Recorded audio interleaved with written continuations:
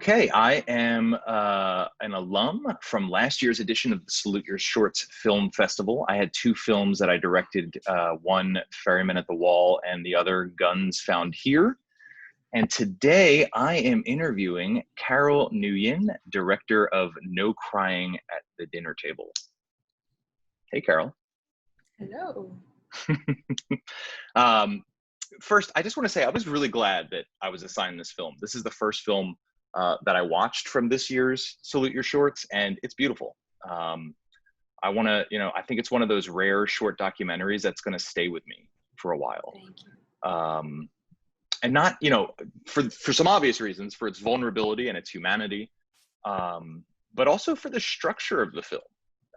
The idea behind it is clever, in the film, presumably the audience has already watched it. You interview each family member separately, and then you bring them together to listen as a way to sort of open a conversational door that was closed between them. Has anyone seen this film and said that they tried the same thing with their own family after seeing it? No, I have had a couple of people who have voiced that they want to try it with their families, but it's definitely not an exercise or a thing for every family. My family just happened to be one that has already been involved in my filmmaking process since I was a high schooler, and they're very open to storytelling on screen. And so this happened to be a right process for them, but I know it's definitely very bizarre to have every family do this, and it might not have the same results. I didn't even know personally if the ending was going to be the way that it did turn out.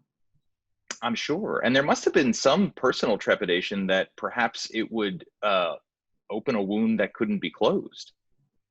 I don't know about that. I think I was very careful with the stories that I selected because with all of the family members that had showcased their stories in the film, they personally had come to closure with their own personal stories.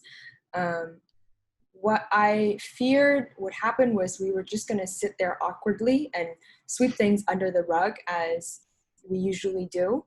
And that would have been the worst case scenario for me. Knowing them personally, I don't think it would have done damage. So, yeah. That makes sense. And it also makes sense because you said you've worked with them before in your films, right? So, because they seemed just remarkably comfortable on camera. And maybe you just have that director skill that can do that with any talent, But I find, a lot of times with real people, there is, they hold back a little bit, especially when getting so raw. But you framed them beautifully, you shot them beautifully, and that must have taken a good amount of time. Talk a little bit about that. Talk a little bit about the structure of the film. It's sparse, there's a couple of interview setups, a couple of conversations, and then you have kind of each character has a location. Your mom has the kitchen. I think that's your sister is in the tub, right? And your dad is with, I'm assuming it's kind of a shrine, right? Or at least lighting the incense. What went into the decision on how to structure this in such a sort of deliberately sparse and I don't want to say slow, but deliberately paced way? I think that the concept originally started out from the idea of wanting to capture these portraits of them alongside the documentary interviews to showcase the kind of solitude that we feel when we're just by ourselves. That kind of look that you give your significant other, like, I wonder what they're thinking of, but it's so private and internal that you really can't access that if you're there. So I wanted to do that through fiction because there's no way that you can do that in real life. And that to me marked kind of this confinement and this wall that they had metaphorically built around their own stories in real life, which would kind of aid the interviews. And then I guess through that, I'm a very visual person. So I started to write my thoughts out and write diagrams of how the story would look. And to me, there was 3 timelines. There's the timeline of the interviews. There's the timeline of them listening back to the interview. And then there's the timeline of kind of the more fictional world of them in their own separate places and then meeting up for dinner. And that's really how I informed my editing and my story structure. But I guess in terms of style, I really love experimental and I guess like hybrid documentary practices. I think they allow you to access worlds and realms that you can't really capture in real life. And so that was my intention of trying to blend these things together to touch this private internal subconsciousness that you have when you have secrets and when you have, I guess, things that you keep to yourself. Well said. That's interesting that you look at those sort of stylized moments with each family member as fictional. But I imagine that they inhabit a world similar to that, right? Your mom probably cooks, right? You've sort of done like a stylized version, a fictional version of a non-fictional setup, right? And I think the thing that I really loved about it, the way you did that, was they were physically actually quite close together. At least you could imagine your sister in the tub upstairs, and you could see the mom in the background behind the dad at times. And it felt like there was walls between them still. Even though I could see them right next to each other, I got that sense that they were still far apart, which I thought was beautiful. I love that. I love your decision there. I thought it was great. Have they traveled with you at all? Has your family been to any of the festivals with you and seen it on the big screen? They have been to TIFF because they live in Toronto. So that was a huge moment for them and they were very proud. My sister saw it in Vancouver because she lives in Vancouver. And then there have been just a bunch of online things since COVID. They're very proud.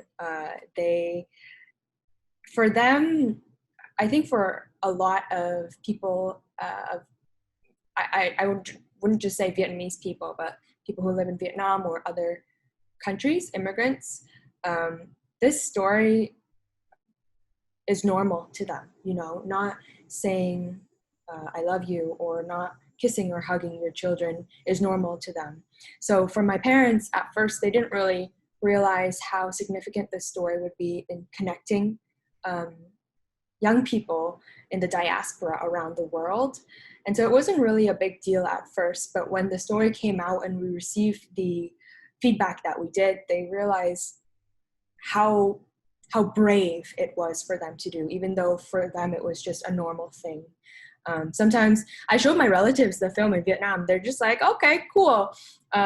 So what? My parents, their family friends, they watched it and they're just like, why did this film get so many awards? Because it's not special, you know? But yeah. I know what you mean. It's funny sometimes how a subject is bewildered by why their life would be interesting enough to be on a big screen, right? Mm-hmm. That's cool. That's cool that you were able to share that, and that's cool that they're happy with it. I mean, it's maybe even too early to tell, but I mean, does it feel like there's any less barriers between everybody after the film? Are people a little more open? Yeah. Totally. We walked off set and we really felt like something happened, but how do we get to the next step from here? And that was a huge transition for us to do personally as individuals. And after that, we started saying I love you to each other in text messages and on phone calls, and that didn't happen before. And that's a huge thing to do. Those 3 words, being taught to say those things when you're young, to show and display love in a way and then not receive it, but then go back to that in your 20s is very heartwarming. Yeah. That's awesome. So you worked through some stuff. I mean, this is filmmaking at its best, right? When you can actually confront something and gain something from it. It's not just strictly entertainment, but it's engaging and it's transformative. That's awesome. Speaking of online festivals, Salute Your Shorts this year is obviously an online festival. You had a little bit of a run in real life. I miss real life festivals, I'll be honest. You know, I miss the camaraderie of meeting you and other filmmakers in person and being forced to sit in a dark room together and watch 10 short films back to back that you might not normally watch, right? But the second half of your run has been online, right? You were at South by Southwest as well, which transitioned to it. I think they did like an Amazon Prime kind of screening, right? So what has been your experience? I mean, you since you've straddled both pre-COVID and COVID times, what has been your festival experience now that everything is online? I would say that I'm pretty lucky to have experienced the first half in person. And I don't want to complain about the second half being online, because I know people who have had their premieres online and their whole festival run might be online. So I consider myself very lucky to have had experienced TIFF and IDFA in person. But yeah, it's an interesting experience because you don't have the same energy between filmmakers, between your audience, and between the programmers. I think the great part of film festivals is just getting to meet people and see films from all around the world, and have this kind of network that you leave with. And you don't really do that online. And it's a lot more exhausting to watch a program of films online than in person. So I don't know what it's like behind the scenes and what the audience numbers is like, but there are just sometimes I'm just so exhausted that, you know, Zoom meetings, screenings, panels, it's just too much. It's nice to get out of the house. It's nice to just meet people. I'm glad to have this opportunity, even if it's just through Zoom, to meet you. You are listed as the director and one of the editors on this film. Between those two realms, what's your favorite? Directing, obviously. I think so any director, editor would say that. Has the success of this film opened any new opportunities for you? Have you noticed anything yet? Yes, I got to meet a bunch of people, some people that I'll be collaborating with in the future. Attended a bunch of festivals that opened my mind to the professional world of documentary filmmaking, and this is all coming out of university, so it just makes me rethink what my future could look like. It's exciting, yeah. Especially, do you have a next project? I do. My next project is going to be a short animated documentary, black and white, 2D, hand-drawn.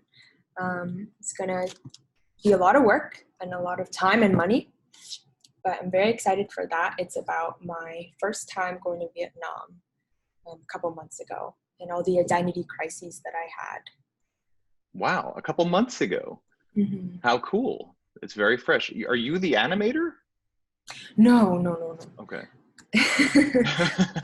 It's going to add to your list of credits at the end of the film.